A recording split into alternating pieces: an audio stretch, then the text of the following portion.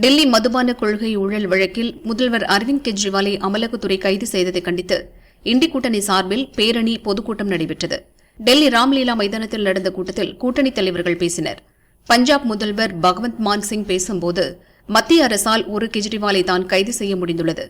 அவரது சித்தாந்தத்தை கைது செய்ய முடியாது. நாட்டில் லட்சக்கணக்கான கெஜ்ரிவால்கள் உள்ளனர். அவர்களை எந்த சிறையில் அடைக்க முடியும் என்றார். கெஜ்ரிவால் மனைவி சுனிதா பேசும்போது, கெஜ்ரிவால் ஒரு சிங்கம். நீண்ட நாள் அவரை சிறையில் அடைக்க முடியாது. அவர் நேர்மையானவர், தேசபக்தர். மோடி செய்தது சரியா என கேட்டார். லோக்சபா தேர்தலில் பாரதிய ஜனதா மீண்டும் வெற்றி பெற்றால் நாட்டின் அரசியல் சாசனம் மாற்றப்படும். நாடு முழுவதும் தீ பற்றி எரியும் என ராகுல் சொன்னார். எதிர்க்கட்சித் தலைவர்கள் மீது பாரதிய ஜனதா ஒடுக்குமுறையை பிரயோகிப்பதாக ஜார்க்கண்ட் முன்னாள் முதல்வர் ஹேமந்த் சோரனின் மனைவி கல்பனா கூறினார். பாரதிய ஜனதாவும் RSSம் கடும் விஷம் போன்றவை. கொஞ்சம் சுவைத்தாலும் மரணம் நிச்சயம். பாரதிய ஜனதாவை மீண்டும் ஆட்சிக்கு வரவிடக்கூடாது என காங்கிரஸ் தலைவர் மல்லிகார்ஜுன கார்கே கூறினார்.